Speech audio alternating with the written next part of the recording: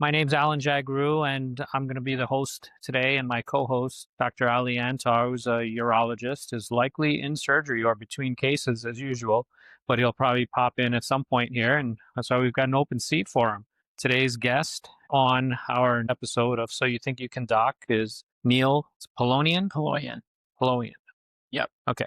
And he's a pediatric nephrologist, and he's going to hang out with us today, and we're going to kind of get into this. So, Neil, a lot of what we're doing here is we're trying to provide something for our younger, possibly aspiring physicians or otherwise, and give them a little bit of an insight into our lives, and do they even want to do something like this? And just trying to show them what our lives are like and how we got here, the path that we kind of walked through to get here. I think a lot of people start envisioning these perfection lifestyles or lives that people may have had that were very straightforward.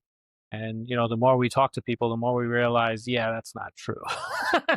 Nobody really had this plan and everything followed perfectly and they went through it. Yeah. And then we want to get a little bit into what your current life is like, right? So when people try to envision, is that a life that I really want? And yeah, again, feel free. Eat. Sounds good. I will. Eat, sip, whatever it is.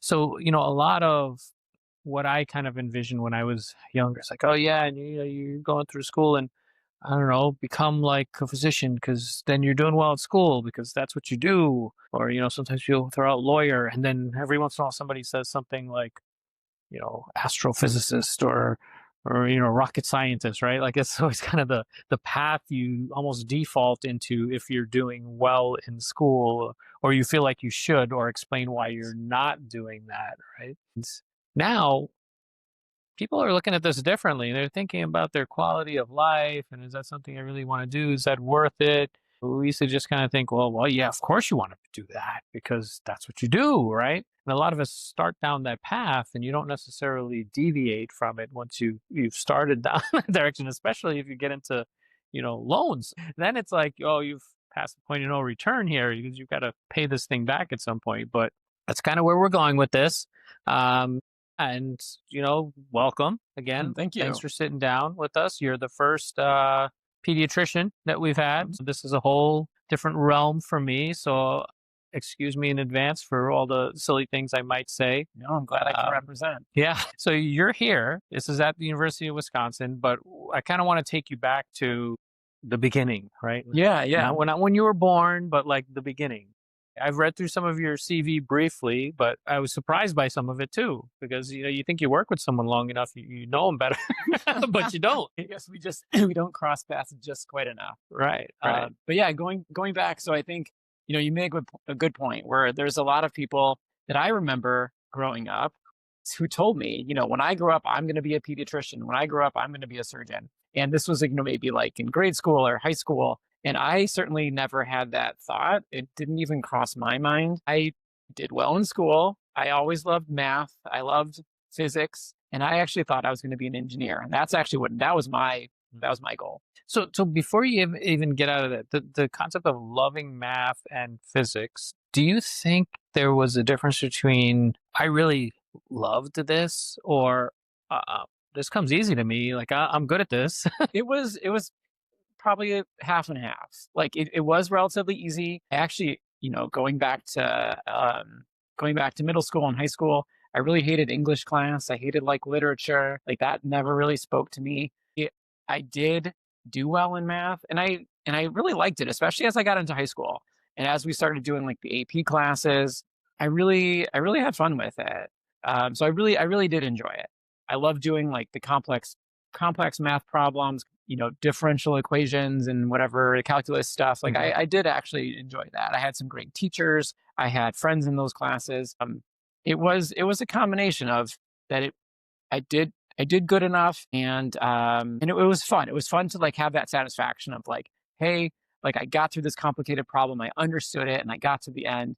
And it was like really, really satisfying to be able to do that. Do you think that kicked in more as you got to those more advanced? Was it like practical approaching or applications? Like for me, it was more like when you got to physics and it was like you understood why this was falling so fast or whatever else it is. And then wind is you have to calculate that in. Like I thought that stuff was kind of appealing and cool. And before that, when it was just, I don't know, math and you have to get to a solution, like I was like, okay.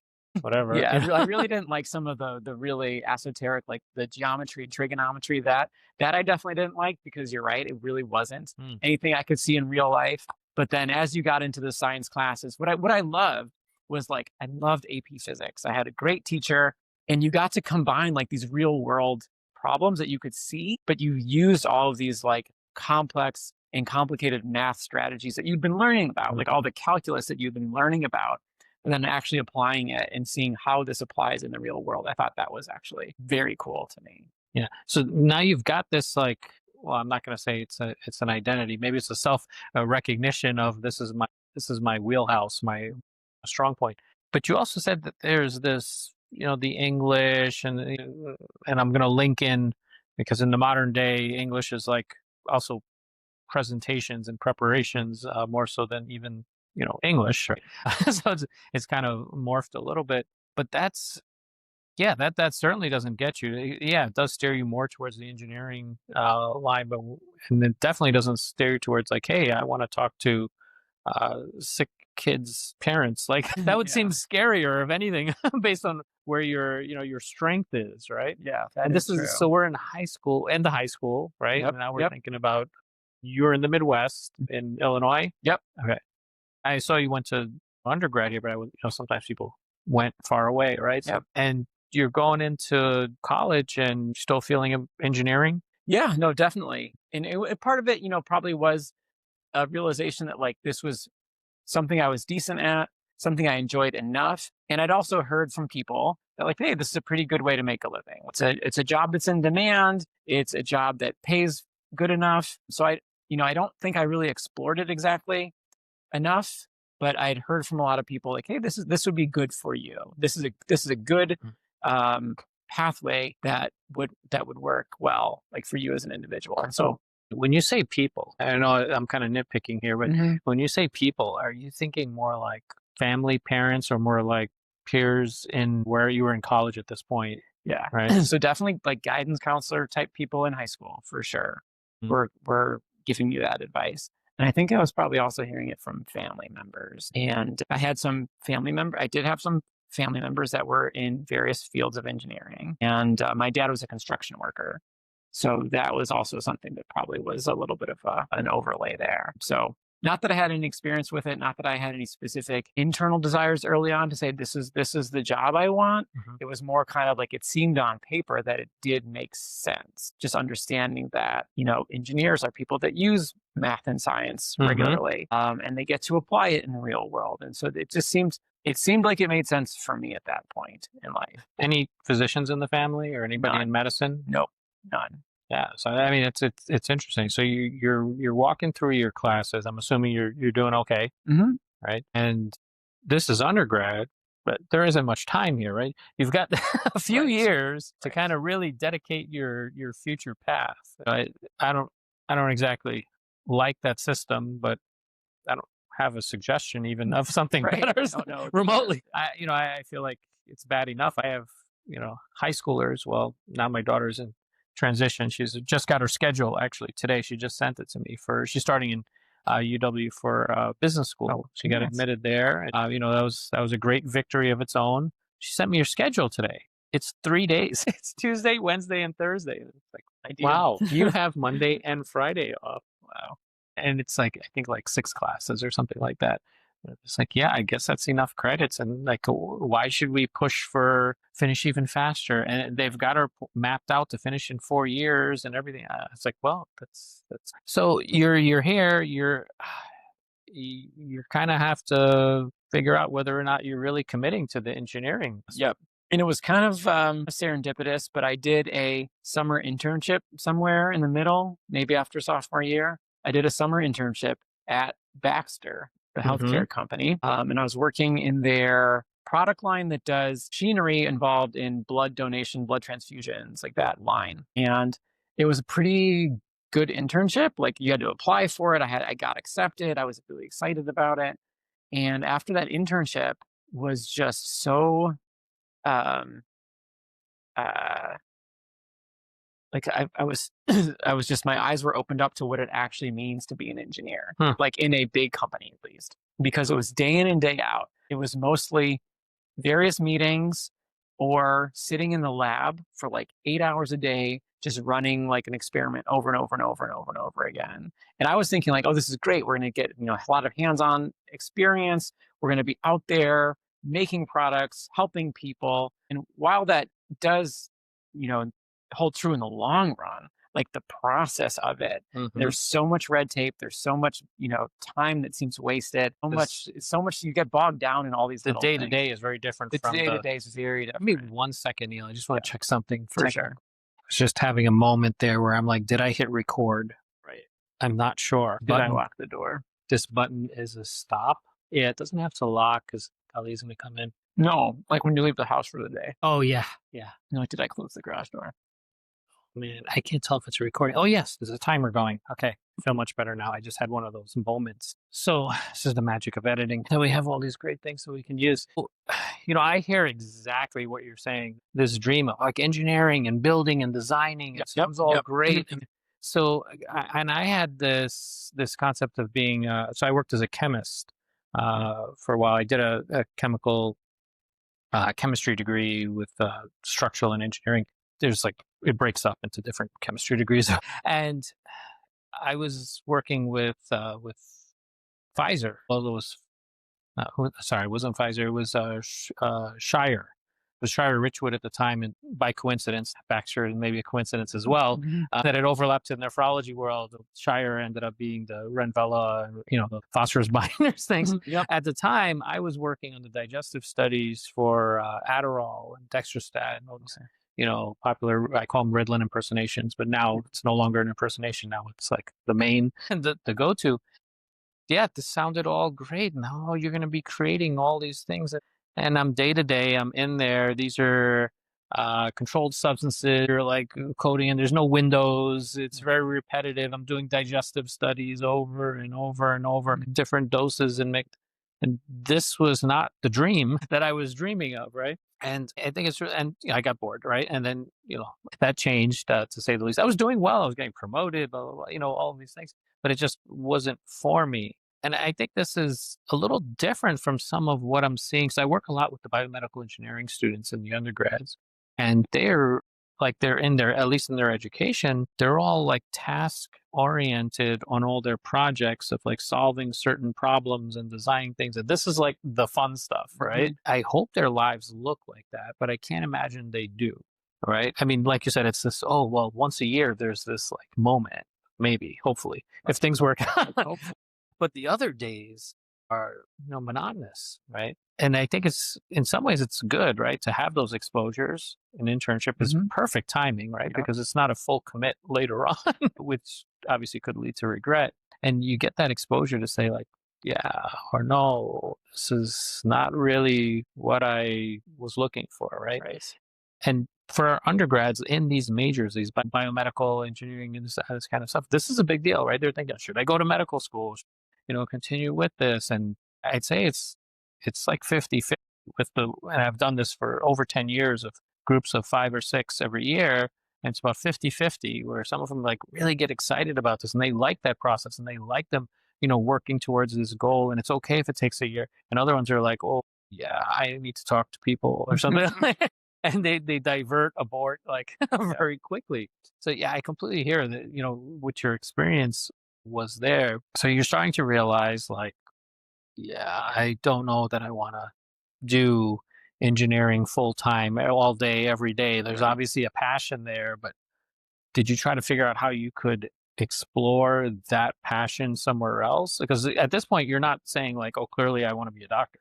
Right. Right. So no, that was not really on my radar. I was more, I was a sophomore, junior in college. Like I was really still thinking about like month to month, day to day stuff. Like you don't always have that foresight, or at least I didn't when I was younger. And so I was thinking like, okay, now what? Like I've got to pivot. I was looking around and I was like, actually, it is really ironic that I was at Baxter because I was working with a couple other doctors that were on staff at Baxter.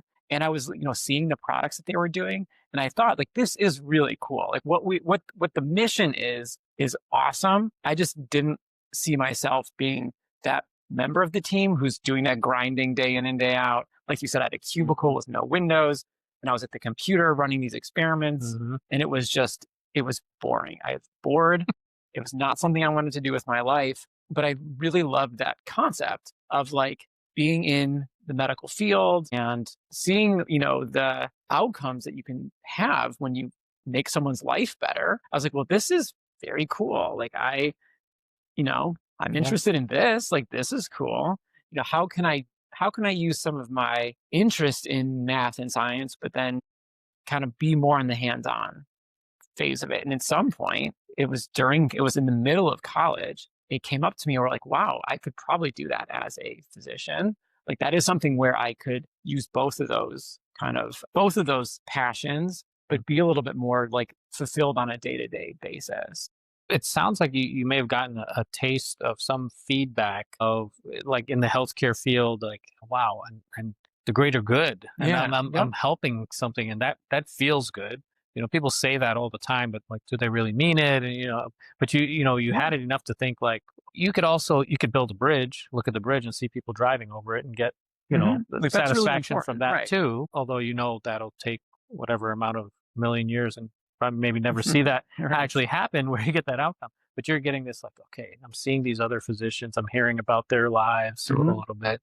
So you're getting a little bit of the window open to what their lives look like. And that's a large part of actually why we're doing this. And I've said this numerous times with other people, but it still holds true. I grew up with a family full of doctors. My wife grew up with a family of zero doctors. And I see her experience, and she ended up being an emergency physician. And it's mainly because that's what she saw on TV, and that was what you do. And she's really smart, so that makes sense, and that's what you do, right? But you got those exposures through that internship, at least some of Mhm. it, and a little bit of a doorway. But this is a pretty big pivot, right? This is going from, and I like math and engineering and solving these problems, and now it's like I want to save lives. It was definitely a big pivot. And I can't even say that that's when I committed to it. But I did know that since I was in the middle of undergrad, that I didn't have a lot of time to really think about this. Um, assuming that I didn't want to take off a lot of time in between steps. And so at that point, I was pretty much down on the whole engineering thing and thinking about, well, what other options are out there. I knew that if I wanted to go to med school, if I even wanted to consider going to med school, that I actually had to take the MCAT. So I kind of did that pretty quickly. I was like, Hmm. wow, I should probably register for this test, and I should probably study for it a little bit, because if I don't, well, Hmm. then there's no option. Like, then I am not going to apply to med school without taking the MCAT. So then I decided to say, well, I'll see what happens. I'll register for it. I will, I'll study, and I'll take it. And if I don't do well, well, then that answers that question. So, but for the MCAT, right? If I remember correctly, oh God, it's been a while. But you have all these other. So you have obviously the math, the physics, because that overlaps. But then there's like biology, and I guess the chemistry would have overlapped for the Mhm. most part. Like, did you have to, or you had to just taken those courses already anyway? I'd had a lot of those courses. So I had done a lot of chemistry in undergrad. I had done some biology, because my major actually kind of quickly after I got to school to undergrad was actually in biomedical engineering. And Okay. and I think a little bit of it is that even before I got to Baxter, like, I liked the concept of solving these kind of problems and creating products, whatnot, that had like a very tangible impact. I mean, your example is really good. Like, the civil engineer who builds a big bridge, like, that's a Mhm. huge benefit to society. But I always saw this angle where it's like, if I can be doing something that I enjoy, and the outcome is that like people are healthier or living longer or whatever, that just made little bit more of a purpose for me. And I don't know exactly what kicked that off, but that was something I always thought internally. If I'm going to go into the engineering field, I can do something that has this a little bit more direct, or at least visibly direct impact on people's lives. So I had already signed up for biomedical engineering. I had taken some biology classes. A lot of chemistry is involved in that as well. And so I had a good base for going into the MCAT. I'm sure there was like other parts and um, other fields that I had to, kind of touch up on and study for. but I had a pretty good foundation for Hmm. going into it. So you probably had a strength in what most, I don't know, making this up, but I'm assuming that many people who are approaching the MCAT saw as a weakness for themselves and they had to put more effort into. You were probably looking at their stuff. I need to Possibly. look that over. And so I assume that went well. I did good enough. Yeah, I did good enough. Yeah. So that went well. And now you're starting to get, I guess, pulled in or more motivated along that path. You're starting to see options, I Yeah, guess, yeah. is Yep, what it kind of comes exactly. down to. And Eh, it's still, even at that point, I was still not fully committed, to be honest. I'd gotten a decent score on the MCAT.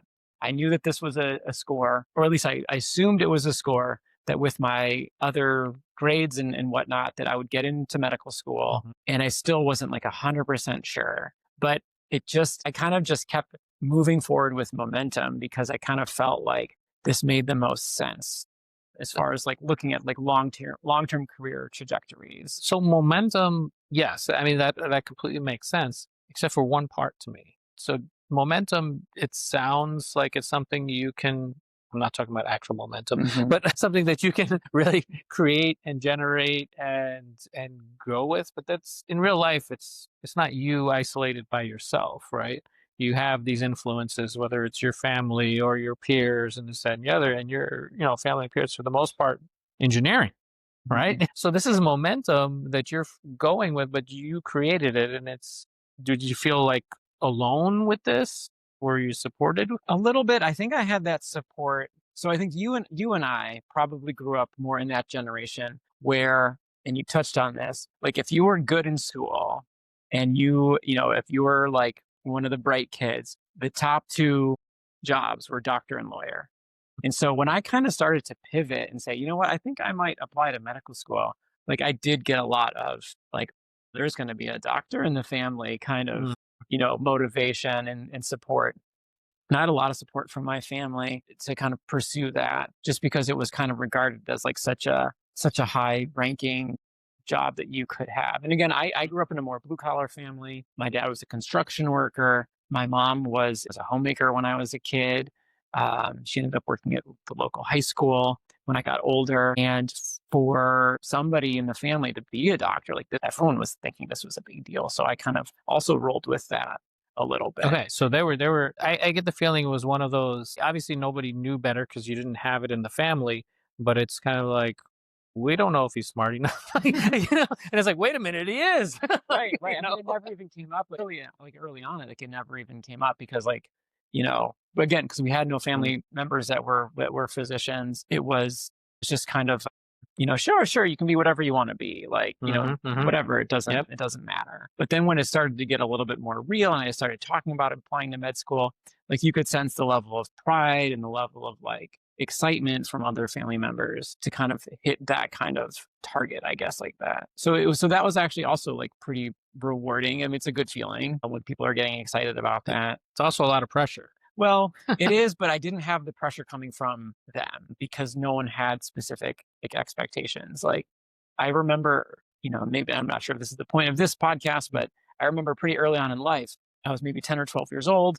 I'd clearly demonstrated that I was doing well in school and I was kind of more towards the top of my class. And I remember my dad pulling me aside and like putting his arm around me and he says, like, you keep doing well in school. Don't end up like me. My dad Yeah, kind of was like, yeah. not strong in school. And I think he skipped classes and, he kind of like maybe took 4 years to get a 2-year community college degree. And he was a construction worker. And for him, like anything where I'm not like doing manual labor, like that is a win. So I didn't have a lot of pressure from that Because standpoint. you were already ahead of the game. I was already ahead of the Yeah. I was already ahead of the game. I'd already done well. I was, at least on my dad's side of the family, I was the first person to go to college, like to go to a 4-year like actual Mhm. university. Like there had been some like community college and there had been people that have gone and dropped out, but I was the first person in that whole side that went to undergrad and like for like a real 4-year school. So I was already like ahead of that. And so I didn't actually have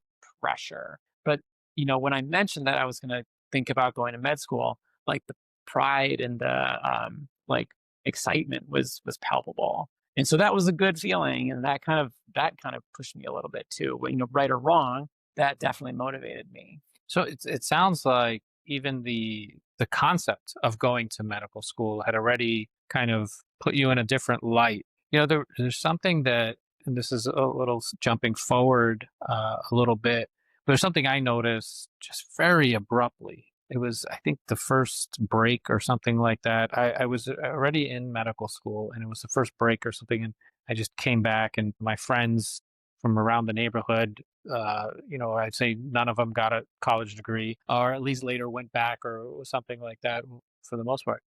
And I was generally on the younger side of most of my friend group.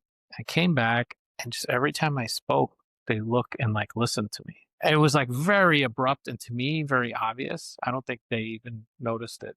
But to me, it was just like suddenly people hear me, right? Yeah. And it sounds like you were getting some of that earlier, like just the concept of, right? And it's kind of relative because it was like, oh, either you're gonna be a doctor or you're not.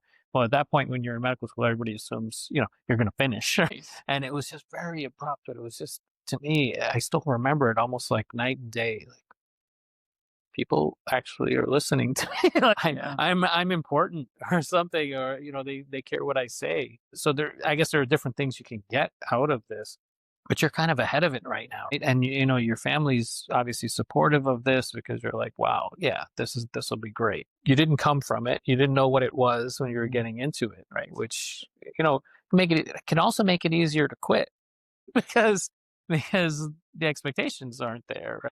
True. But obviously, you stuck with it, right? So you're sticking with it, and you go to medical school. So now you're going into medical school. You've always kind of done well in school. You did well enough, like with these MCATs, and you're going into this group of, I'm going to say, know-it-alls, right? Because these are all people who also were just like you, right? Yeah. Like.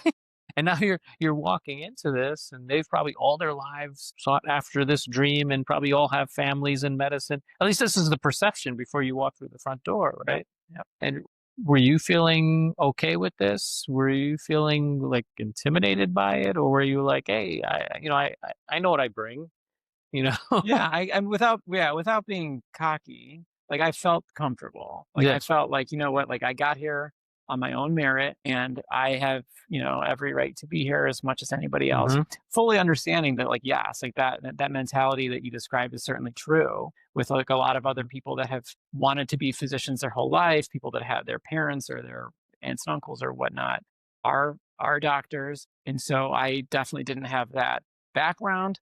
But I felt like, you know what, I got here, completely on my own without any real support or help. In that sense of like I didn't have any connections, I didn't have any background. And so I felt very confident in that sense. Neil, it's me. Just saved you a hot seat right in the middle. Oh yeah. One time I forgot to take it off. Oh boy, but that was a good interview. Took it home. Yeah. I was recording your whole sure that was a household. lot. It's like A lot of editing. you're like leave here. It's done. It's It gone. happened on a Zoom meeting once when I was a resident. Somebody left their Zoom on and their mic on. And it's just like they were in the bathroom. It's like, oh God, somebody tell them somebody. So we started calling her. Let me just take a look at the front of it. Yeah. Okay, you're good. We're good? Yep. It looks good. Light goes solid. Yeah, thank God I just went straight home and had a Bluetooth range right out. So if I went to the bathroom, that would have been bad. A lot of editing on the back end. So this is Ali Attar, co-host. Gary's a urologist, so he's the surgeon in the room. And especially when we talk to surgeons, we want to keep one of those at least. So we were just going through kind of Neil's life. We're at the point of we're entering medical school. We were talking about the confidence of walking into this competitive environment, and fortunately Neil is coming in, and he's a modest person, so he's trying to understate this, but he wasn't intimidated. Okay. He had gone through some of his love for engineering and realized what the job looked like during an internship, and found it to be a little bit more monotonous than he desired, and saw some of the appeal because it happened to be in Baxter. So he saw some of the appeal of the medical world, we'll say. But fortunately or unfortunately, he didn't come from a medical family, and the expectations were not high for him to get too far into, well, maybe education, but not necessarily a physician level. But here he is. He's walking into, and was it WashU? It was Chicago Medical School. Medical School. Okay, and then Wow. WashU's later on, I think. Yes. Okay. Yes. And he's going into medical school. I just came out of the Chicago Medical Center. because I trained in Houston. Oh, yeah. As a medical center. Were there any particular? Were you from there? Kind of, yeah. Kind of? The general area. Chicagoland areas, It's far north, like an hour outside of Chicago, but it's still Chicagoland. still Chicago. Closer to like, we were much closer to like Kenosha. Yeah. Like that's actually like what our bigger city was. Yeah. But I think it's still technically within like Chicagoland. But that's this whole area is a catch basket even for the University of Wisconsin. Yeah. So it's yeah. it's one big area. Yeah, I didn't really get into it, but you said it was near Kenosha, so it was pretty decent population. Yeah. Pretty busy. I mean, yeah, it's like Okay. very populated. Okay. Yeah. It's like very much like suburbia. Okay. Yeah. But so going to Chicago wasn't like We didn't do it very often. We wouldn't go like just like go out to dinner or something like that. Like we wouldn't like go, no, like going to like a show or going to like a sports game. Like it was a big deal. It was a big deal. It'd be like for like being here and like going to Milwaukee. It's kind of like that. Yeah. Are we there? All right. heads are chopped. Usually I'm leaning back somewhere and then like a different Oh, part yeah. of my leg is showing and I'm like, wait a minute, is this okay? I don't know. I wasn't because I was just talking. All right, so we're gonna kind of keep rolling forward from where we are now in medical school. So Yeah, we're in not medical intimidated. school. Not intimidated. Right. Yeah, Right. But I mean, and part of that was like just not having any context or preconceived notions or anything. I was just kind of like, hey, I'm here. Like, I'm going to do it. I'm not intimidated, but also probably a little bit naive because, we were talking about it. Like, I kind of pivoted kind of late to go into medical school. Didn't even think I had fully understood like what, I mean, I knew it was 4 years of school and there was some lectures and there's some clinical work. Like that's kind of all I knew. Like I didn't have anyone that had kind of done this before me. So I felt like, hey, I deserve to be here. I got in, but I also am just kind of like, yeah, what do we do? Like what's going on, Did guys? you have any hesitancy for the non-science stuff? So more because again, English was not really your appealing strong point. The same, Right. You were in math and physics, you had no problem, but thinking this is going to be about like physical exams and talking to people. Like, do you have any apprehension, or were you comfortable with that? A little bit, but I also think so. Looking back on it, like, yeah, I'm sure I was, but at that point, I was probably just more focused on like, okay, like, what's the schedule for this week? You're looking at it, and you're like, oh, it's the gross anatomy lab, and it's like, oh, this physiology lecture, and so I probably wasn't thinking that far ahead.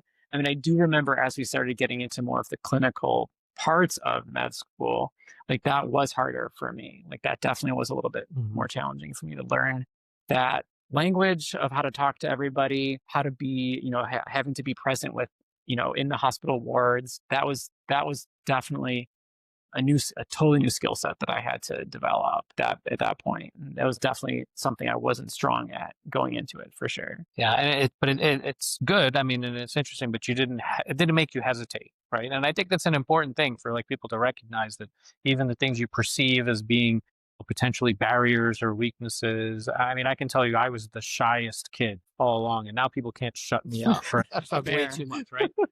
Afraid of public speaking, even up to coming here, I was just scared to, give any kind. Then I had so many presentations to give. I didn't have time to be nervous anymore. I was just tired and done with being nervous. And I think that's a lot of how med school was for me. Those parts of it was that like you didn't have a choice, right? You didn't have options. You're in it. You're in it, and so you just kind of do it. You just kind of show up and you do it. And over time, once you've given 50 presentations, it's normal. Then it's not a big deal. But in the beginning, I didn't feel comfortable. I didn't like it, but there was no choice. There was no options. You just showed up because you had to be there at 6 a.m. for your surgery rotation or whatever. And you just showed up and you just did it. And you just it was uncomfortable and it was awkward, but you just did it. And I don't think, when I started medical school, I wasn't even thinking that far ahead about what about these clinical things that I'm going to have to learn and these social skills? I wasn't even thinking about that. So it wasn't necessarily that I was hesitant about it or I wasn't perceiving it as a barrier. I probably wasn't even, it probably wasn't even. Oh, it's just like when you said you were in undergrad where it's kind of, okay, I'm thinking about today and next week. And it's interesting because, okay, I'm doing well in school. So you kind of follow and keep creeping towards this path, right? Yeah, exactly. And because, our generation, that's what it was. You creep towards this path, doctor, lawyer, you just keep inching towards it and you're still moving. Yeah. But you, at least in my mind, and we'll get into this, you're a pediatrician. This is the extreme. This is not the, hey, I like, in physics and whatever it is, and now I end up working as a radiologist and don't talk to anyone, right? This is the exact opposite of that. Which theology and pathology did. They did cross that. You see, and that's where I think this would have went, right? Yeah. Like when you said when people saw you in undergrad and they're like, oh yeah, you should be an engineer. Well, if they saw you at that point, they would have said you should be a radiologist. That's what I would have pictured. It would have been, the natural path. Let's just put it that way, right? But here you are. You're in medical school. You're going through. Okay, you've got all these classes. You got to keep up with the work, and you. Sounds like you're doing okay, like with whatever the new stuff you had to learn and memorize, that stuff. And then awkward as it is, and it's for everyone. And some people just pretend it isn't, but they're going through all their rotations of different, things and exposures and trying to figure out how they fit in. But then there's got to be some point where you're kind of, number one, leaning towards nephrology, which almost to me makes complete sense because that's but I too. I mean, beyond the fact that I'm a nephrologist, there's the whole like chemistry, science, understanding and applying it. And, when you start looking at electrolytes and even the machines, it just makes sense to go that route.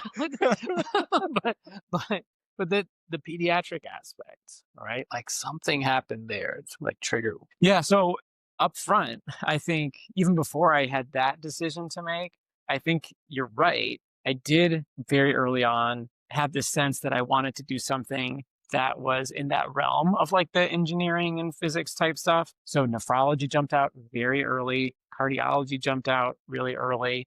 I don't think I never had the confidence to do anything surgical. Like I didn't think I had I think I had too much like anxiety thinking about kind of like the lack of control. And maybe crazy, but like what I was perceiving, like would I want to go into a surgical specialty versus a medical specialty? Like having that physics background, that engineering background, I liked having the control where I can like write this down on paper and I can like have it all like lined out for me and I can think about it versus, thinking about like, or even when I did my rotations in the OR, like with the general surgeons, like that caused so much anxiety for me that things were moving so fast and we had to make these like split-second decisions. It's chaos. Yeah, the chaos of it. Like that was not appealing to me. Whether or not I could technically do it, I don't even know. But like just that chaos of it, like I liked the control of having like time to think about something and like write it down on paper. See, does this make sense? What's the background behind this? What's the mechanism behind this? Like I liked that.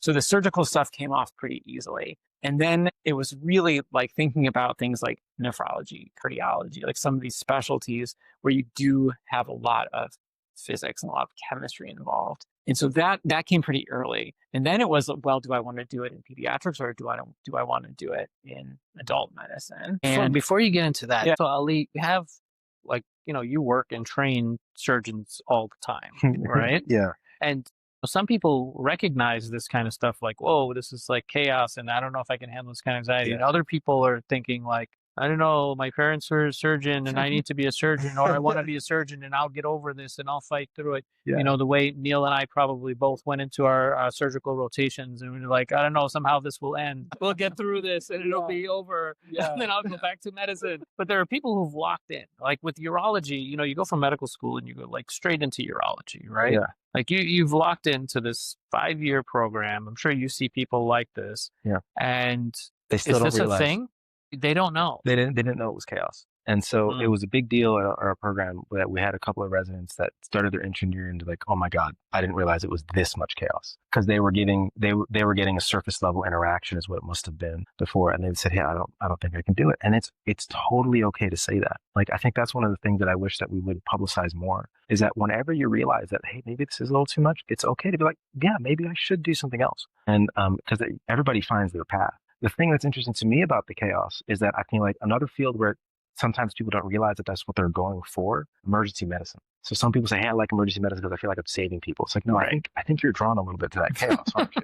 Right? And then they get there and they're like, wait a minute, where's my life? I need shift work back and things like that. And then they want it. But for me, I think what it was is a little bit of that not intimidated factor of like, because I was so close to home, And I always had my family to fall back on. I was just like, no matter how bad the day was, I could just go home, sleep, and come back the next day. I wasn't even scared. I wasn't afraid. But then when I got out to residency and I didn't have that support system again, I was like, wait a minute, this chaos is a little bit much. Me too. I was shielded from it for all kinds of reasons. And then you come out and you face it for real. And it's just like, is this going to be me or is it going to be not? But then I always thought back to my first time in the operating room, and then we'll get back to the first time in the operating room, how I knew. I remember the first time I put scrubs on, and I think it's very poetic that you had this picture of Darth Vader.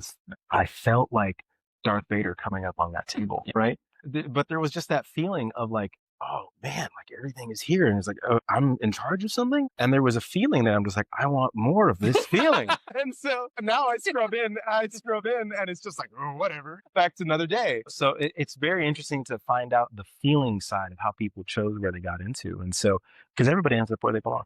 Like, it's just, I'm fully confident in that as a certainty. So, but yeah, so some people get drawn to it, some people don't. Yeah. So people just make the mistake, right? So some of them are just, it's not just their thing. And somehow, for some other reason, they went that route. Yeah. I could see that. I mean, I passed out twice in the OR, by the way. Yeah. So it was very obvious. My closest friend. It didn't come from above. It came from within. My closest friend in medical school, he ended up doing psychiatry. He's a child psychiatrist now. He said that he was with my mentor and they were doing just a cystoscopy. And as soon as the scope went into the meatus, he was like, out. The incision wasn't blood. He was just like, what are you doing? So, yeah. Yeah. And, people do stumble through these paths, right? And like you said, you end up where you are. It may not even have the label of what you are, but you make it into what you need it to be. Yep. Right. And you have people who have these titles of being this kind of doctor, but yet they're doing something that's like not really in their normal wheelhouse. Yeah. Right. And Neil's going to get into some of that because that's where he is now in his world as well. He's got some overlaps, right? And so at this point, we're thinking about, okay, we've kind of narrowed it down to this radiology, nephrology, but then we've got this adult pediatric. Man, I wanted to do pediatrics so bad. Because when I think about my time in PGY2 and PGY4, there was a satisfaction that it was just unmatched. Like knowing that, like, hey man, taking care of kids, helping kids feel better, and so like, just curious. I had the opposite. So I felt like they're so small and it's so easy to make mistakes, and mistakes might just be so permanent, and that was intimidating to me. Now that I have my own kid, I feel like that. In the deal, I got a toothbrush specialist. Now I have 2 kids, and now I feel like that all the time. I'm like, wait a minute, So yeah, so the pediatrics is a wonderful meditation. Sorry. Yeah, so I knew like as I was going through this process, I'm like, okay, I like the medical subspecialties. These seem like they're calling me. But I also knew that I didn't need to make that choice yet. Like we still had, residency to go through. So then I think I fell back on just my 2 very specific experiences with those 2 rotations during 3rd year, like my internal medicine rotation and my pediatrics rotation. And my internal medicine rotation was just so filled with seeing like elderly patients with all of the exact same medical complications. Like they were admitted for congestive heart failure, admitted for something with their diabetes, something with whatever, COPD, cirrhosis. And I was just getting kind of burnt out on that, like seeing all of these elderly people that were mostly coming in for things that I would have thought at the time were like pretty preventable, and seeing their complex medication regimens that were all exactly the same. They're all on the same medicines and they all kind of looked very similar patients.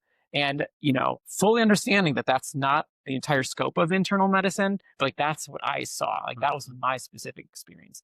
And I was like, this is depressing. This is like repetitive. And then I contrasted that with my pediatrics rotation, which was actually like a lot of fun. Like it was like the lights were brighter, didn't smell as bad, the kids were cute. I was like, I like this. Like I like this environment better. And the range of stuff that I saw was also like much wider. That's just that's just how it happened to lay out for me. But we saw, like kids with sickle cell disease, kids with Crohn's, kids with whatever, nephrotic syndrome, and like seeing this broad scope of diseases that were also, for me, thinking about like these kids didn't do anything wrong. They didn't like, this was not their choice. Like none of this was their choice. And so seeing that, like that whole picture of contrasting those two worlds just made me go into pediatrics. Like something about that experience I had on my rotation with each one of those just really kind of pushed me into that direction. Like I don't know why I wasn't thinking about like messing them up or like making mistakes or something. Like I was just like, this is more fun. Like this is a more fun environment. And that's like that was a lot of my decision. And I knew that like then the next step would come later. Like I knew that like, Subspecialization. yeah, like that was later. All that kind of stuff. And that's great. I think there's a part in that all of us, right? Like, so you have this group, this population where number one, you don't really blame them for anything that got them to where they are. Generally, they're either getting better or they're getting worse. And then there's going to be some chronic things. And that's something that I'll say to people when they ask me, like, why do I do like kidney stones? I'll say, well, the rest of my life is older dialysis patients and like similar to what you described. And I'll say, and then, I have these generally, or middle or age group, and sometimes they don't even care about their disease as much as I do. I don't see them chronically, and so this is a nice little break for me. So basically, your whole life is a break for me. That's what I'm saying. Right? But no, I completely hear that, and I actually say that. It's important because I think we talk about the different phases of being a doctor, right? Whether you're in the clinic, you're in the hospital, you're in the operating room. Even if you're not in all three phases, you have people close contacts because your patients will go in and out of all the phases. And so how you manage your presence in each of those three, like an outer circle is a much larger circle to run. So by inevitability, I have more APPs in the clinic, right? And they help me get through that. And I don't spend as much time in the clinic as if I were technically the doctor in charge of all of these patients. So now when I go to clinic, sometimes it's like a break because then you're taking meetings in between, that kind of thing. And I'm used to like in the chaos of the operating room, but it doesn't make it the truth because sometimes when you're in clinic and you're really trying to get things done, you're also in that seat of your pants. Right. So especially with the kids, right? Because there's that urgency. It's like, we have to get this done now. And so those days in the clinic, man, those are more tiring than OR days for sure. But I've always kind of looked at it as like, oh, great. These surgeons are using that cop out. I'm in surgery. I'm not going to answer any phone calls. When I was on a surgical rotation and I was actually in a case, it was the greatest thing ever, even though I wasn't doing anything, sort of maybe holding a retractor. But I knew like, okay, I don't have to answer pages or doing, because I'm stuck here. I am insulated. Okay. But I'll tell you what, having a good retractor, there's a reason I almost failed my general surgery. I didn't hold the retractors good enough. But I had a great time. So we've got you now at we're doing pediatrics. I joke around and sometimes I'll say, and you're in the medicine side of things, you're not in surgery, you're in pediatrics. But if you don't know where you want to specialize, you end up in either ID, nephrology, or pulmonary if you're in the medicine world, right? They're like, you're still going to do everything kind of specialties. Really? Yeah. This is like an insight. This is all new knowledge for me. Yeah, because you still do everything. Like basically, because you're like, I don't want to give up this. I don't want to give up that. Like when you perceived being a doctor, when your family perceived the doctor, it wasn't like, oh, I only do right thumbs. No, it was like you do everything, right? And they don't really okay, well, there's surgeons, there's medications, this is a cardiologist. Oh, now interventional cardiologists, and they haven't actually seen a regular heart patient in forever because they've been doing procedures their whole time, right? Like nobody really perceives that outside. You don't perceive yourself being that way until maybe later on if you choose to be, and that's all fine. But it's hard to say, hey, I want to let go of knowing or doing all of this, and I'm only going to do this. So then you end up in either nephrology, ID. We have to know everything anyway, right? And I'm kind of feeding you that, but is that part of like your obviously the nephrology concepts, meaning like science, that you loved would drive you there, right? Yeah, I mean, I think that was still the main thing. And then as I got through more of exposure to other things, like I definitely realized that pretty quickly. Like that was a lot of this, the subspecialties hold true, but like I love the concept of one, not going into the OR, but then having all the other worlds, like going into the clinic, going onto the wards, going into the ICU. Like I loved that component of the subspecialties, and nephrology really does fit that bill, right? Because you get like that really chronic outpatient continuity. I mean, you get to watch these kids grow up from the time they're born to the time they go to college, but you also get to be in the ICU, like doing acute chemo on somebody. You get to be in the NICU. You get to be on the regular wards, like admitting your patient who you know because they're having a flare of their nephrotic syndrome or something.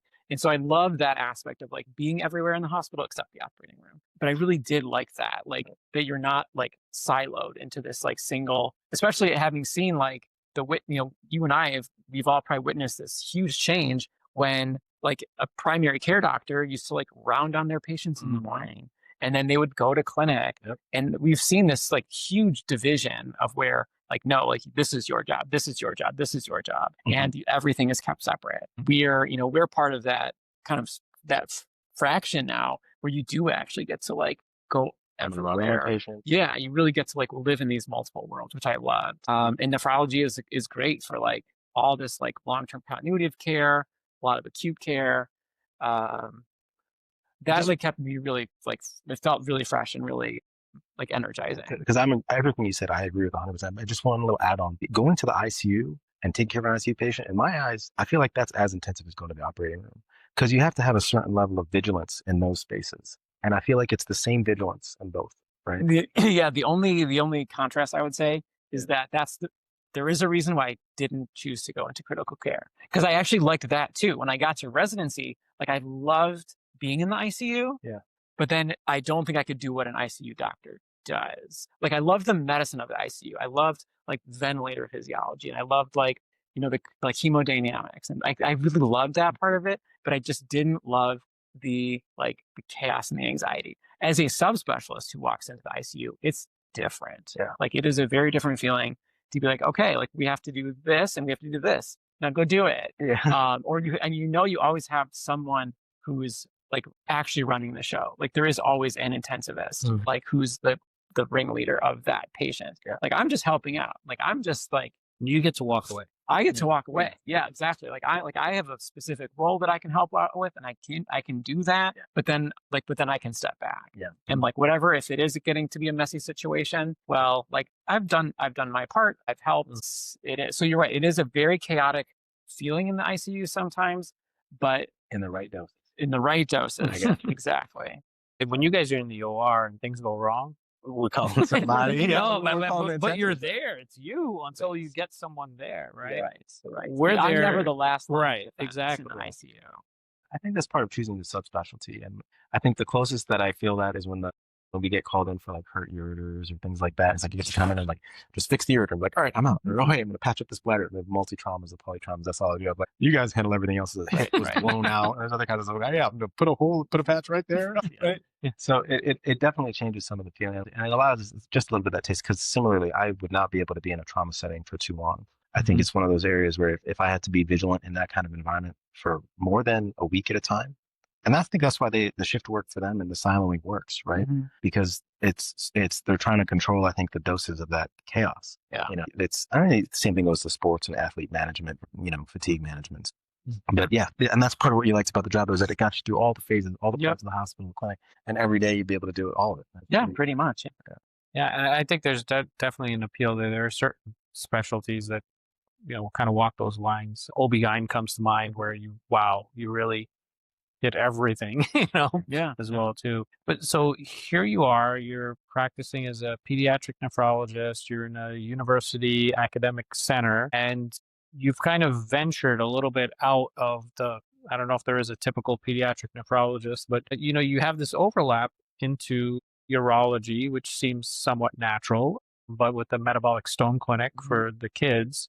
I just read this. I knew you did stones too, but it's kind of like all pediatric nephrologists kind of have to, right? To some degree, but you have a particular interest in it. In addition to I'm going to try and use the right term because I just read it off of your CV thing, densometry. So that's part of the bigger angle of like metabolic bone disease. So I've really kind of spun a little bit in a slightly different direction and have really jumped into this whole concept of like mineral disease, metabolic bone disease, and also with like densitometry.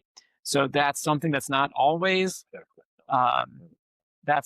something that is like a typical nephrology or pediatric nephrology scope, but it was something where I had an opportunity that opened up. I had a little bit of background. I had a little bit more background than most people. And I just kind of like grabbed this opening that was there and ran with it. And so what happened is that when I was in fellowship it was University of Washington, I was at fellowship, and I was looking around for labs to work in as part of my like academic part of my fellowship. So we either during fellowship, we either had to go to the lab and do bench research, or we had to go to school and get like an MPH or like a epidemiology degree. Okay. Like you had to do one of those two for my fellowship. And so doing the schooling didn't really seem very interesting to me. And I said, oh, this is like an opportunity. I can like do a little bit of science like I used to, like to do. And so I kind of interviewed at a couple labs and a couple investigators that were looking for help. And I just happened to find one lady. Her name was Dr. Gia Kelly. She was a PI that worked in a vascular biology lab pretty much. And she was just an incredible person. She had this great personality, super excited, super vibrant, super outgoing, super smart. And she was like, yeah, we'd love to have you on the team. We've got some projects that you could do. And so I was like, yeah, this sounds great. I didn't really know exactly what I was doing or getting into, but I knew that she was accomplished and I knew she ran a big, successful laboratory. And she seemed like a great person to work with. The projects that she did all revolved around different types of mostly vascular calcification diseases.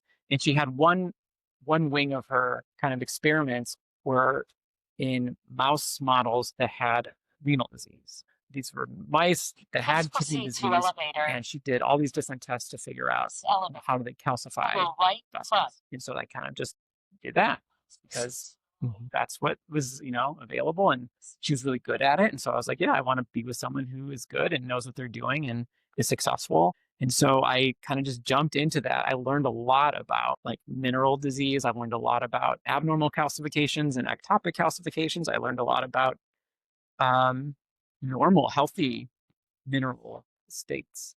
And how minerals typically form. And a lot of it was just kind of like stuff I had to learn to be able to get my stuff done in the lab. So I had that experience. It went really well.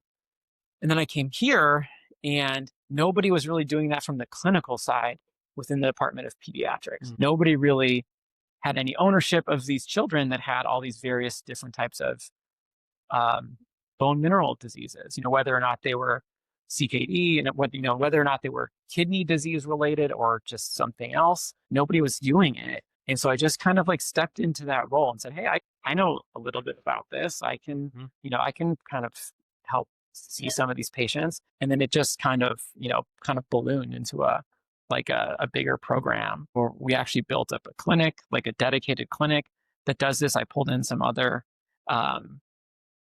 colleagues to help. And some of the groundwork had been laid a little bit for this. But then I kind of helped build it up and kind of ended up taking it over. And it's actually like one of my favorite things to do now because it is this like really unique patient population with really interesting diseases and in a space where there's really like not a lot of other people doing this. There's an interesting kind of reoccurring theme, and I don't know how much you've ever examined this of yourself. And sometimes when people are talking about things, they start seeing it themselves too. But it almost sounds like, you're kind of at your starting point, maybe even high school or college or whatever. Oh, we're, day to day and week to week and doing well. And okay, this is the next step. This is an opportunity. And then, I'm going into medical school. Okay, well, this is what I need to do this week and that week, whatever it is. I don't really know where I'm going necessarily yet, but I'm going. I'm moving forward here, and I'm moving forward fearlessly, right? Not worried about this, and there's a need here, and I'm going to fill this, and I'm not worried about whether or not I can do it, or if there's a need, and there's a reward in that, fulfilling a need, right? Because no one else is going to do this. Who else is going to do this for these kids, these people, or whatever it is? But there's something in you that I brought it up earlier where I said, hey, were you like hesitant about this? Like, no, I not that you thought, hey, I'm really good at talking to people and English and writing and this and the other. No, but it wasn't going to stop you. It wasn't like this big broadening obstacle. And it looks like you've carried that, like as it keeps going here, that shows up, right? Then there's metabolic stone disease, like the kidney stones, like that I do as well. I will say there is an overarching theme there, right? When you think about being like a scientist and liking science and chemistries, and when you talk about nephrology and dialysis and even bone densitometry as well as kidney stones, that was the way I followed it. Like, that all makes sense. That's chemistry, right? Or the dialysis machine, that's physics. This is all makes sense. But I think there's this lesson to almost be learned about not necessarily trying to create all these perfect opportunities or goals in life and long term. And well, this doesn't fit with my current or what I've always wanted, but rather taking these opportunities and moving, just keep moving forward and exposing yourself and accepting that what you think you may want, you don't know. Yeah. And you may pivot many times, right? Yeah, that's definitely something I've learned. I've learned a lot over the years of how to do that and how to feel comfortable doing that. I mean, I think it's really important to have goals. Like that's very, very important is to have like long-term goals. But I think when I was younger, I just had this sense that like I kind of knew how everything was going to turn out. And I had specific expectations, like where I was going to live and what job I was going to do and like how this was going to lay out. And this is kind of like, you could see like, okay, this is how my life should be or how it will be. But then as you get older, it really starts to drop those like preconceived notions. And you just say, okay, you know what? I'm going to go for it. I'm going to try, I'm going to do this. I'm going to try it. And kind of like what Ali said too, like if if it's really not working, like you should be comfortable saying, you know what? Okay. Like this didn't work. Like how can I change and think about a different pathway? But yeah, I mean, I think you get to accept that more. That like, you know what, maybe it just doesn't need to be exactly how I thought it was going to be. Like as long as I am like enjoying what I'm doing, as long as I am like still working towards your whatever your long term or overarching goal is, like it's very, very safe to like pivot and take advantage of opportunities. And that's actually like a really good way to move forward in the ways that you might not have thought before. So I feel like so many people freeze themselves or hesitate because it's not the exact path they had mapped out, and a lot of different ways to get there. And sometimes you may not get there, you may get somewhere else and realize, oh, this is better than there. Absolutely. And here I am now, right? I've definitely gotten more and more open-minded as I've kind of gone through this pathway. Right. I mean, I think it's unrealistic, even from 10 years ago or 20 years or whatever it is, for us, or some time period to think like, oh, this is what I want to do, and that was the perfect thought. I mean, really? How would you possibly know at that point where or what you should be now? It's like right now you probably know better whether or not you accomplished something exactly or not, or you just made a mistake in choosing something as well too. So you're here. What do you think of this job as far as affecting or balancing quality of life? Do you have family here? Yep. So I have family here. My wife is here. We've got two girls. One of them is going into 8th grade. One's going into 5th grade. I've got my brother and his family lives around here. And my parents and my sister are about 90 minutes away. And so as far as this specific job, I will say like this has been my only faculty job. So I don't have a lot of comparisons to other specific working environments other than places where I was a trainee. Well, I guess I'll take that back. I did actually I worked as a pediatric hospitalist for a couple of years in the middle of some of the steps, but those were kind of just stopgaps. Like they were just kind of temporary. I did the same thing. Yeah. There's a hospitalist here between. Yeah. Yep. Exactly. Exactly.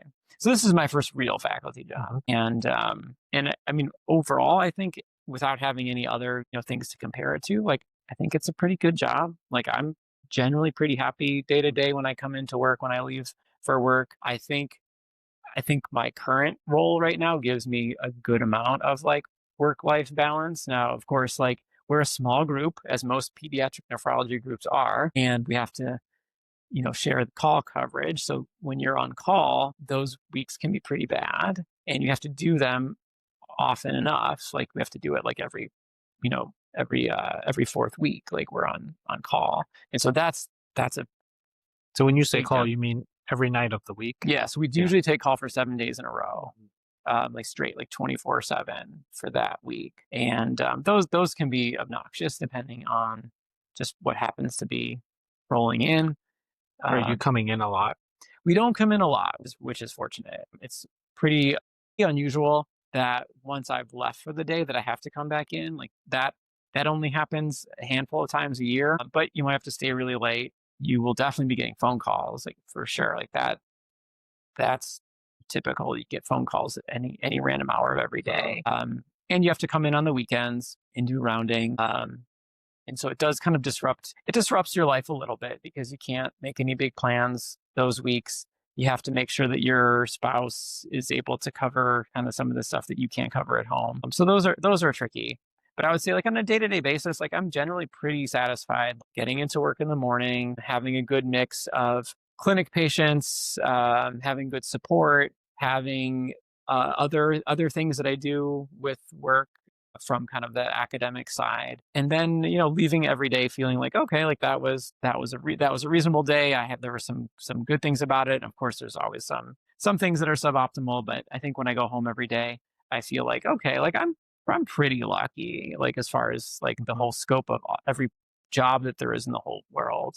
Like this was like, like this is not a bad job to have. Like, could things be better? Sure. I had this discussion with someone before because I had heard it actually on some other podcast where we were talking about the concept of luck.